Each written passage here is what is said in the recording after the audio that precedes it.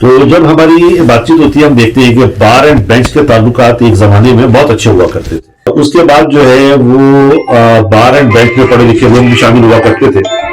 پھر لیڈرشپ میں تبدیلیاں آئیں, بار کی لیڈرشپ میں بھی تبدیلیاں آئیں, اور ظاہر بینچ میں بھی لوگ بدلے, چینج ہوئے. ججز اور جسٹس صاحبان بھی آئے, میرٹ پہ آئے, ڈی میرٹ جیسے بھی آئے. پھر افتخار چودھری صاحب کی ایک تحریک چلتی ہے بحالی کی, اور اس کے بعد جو ہے وہ ہم لوگ ایک بڑی کامیاب تحریک کو ہم کہتے ہیں کہ جی ہم بڑے کامیاب رہے. اس کے بعد اس تحریک کے بعد وکلا میں اور بار اور بینچ میں تعلقات ٹکراؤ کا شکار ہو گئے. تو آج جو صورتحال ہے جس میں وکلا کو جیل تک بھیجا جا رہا ہے, اور یہ اس چیز کی طرف اشارہ ہے کہ جی وکلا کے خلاف کریک ڈاؤن کی سی تیاری لگتی ہے, اور ظاہر اس میں اور لوگوں کی بھی اور اداروں کی بھی کچھ رضامندیاں شامل ہوں گی یا خواہشات شامل ہوں گی کہ وکلا جو ہے وہ ایک مضبوط طاقت ہے جو کہ کوئی کسی بھی تحریک کو چلا سکتے ہیں, اس تحریک کو کامیاب کر سکتے ہیں. تو یہ کچھ اس قسم کی باتیں سننے میں آئی. تو آپ کا کیا خیال ہے کہ کیا ایسا درست ہے؟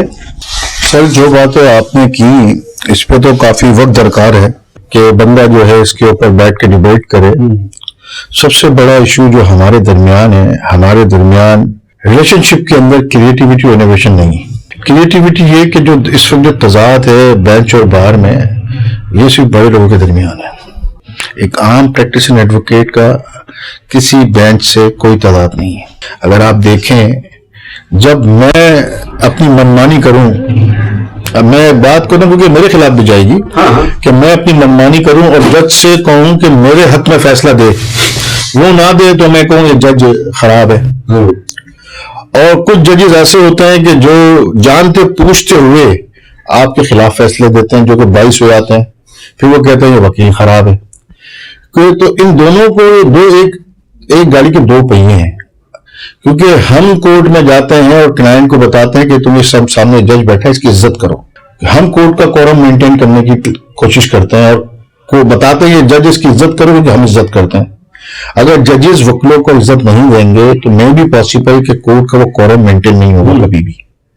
اور یہی تضاد ہے, آفیسر آف دی کورٹ کی حیثیت سے تو دونوں ایکول ہیں. ہاں ایکول ہے, اور یہی تضاد ہے, اور اسی تضاد کو ہم کہتے ہیں کہ بٹوین بینچ اینڈ دی بار جو ہے اب یہ تضاد شروع ہو گئے.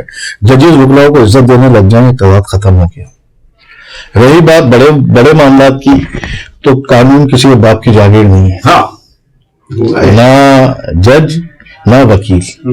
یہ اپنی دریا کی طرح بہتا ہے. اگر آپ اس کے ساتھ گئے نا تو انشاءاللہ آپ کو کوئی تضاد کی ضرورت ہی نہیں ہے.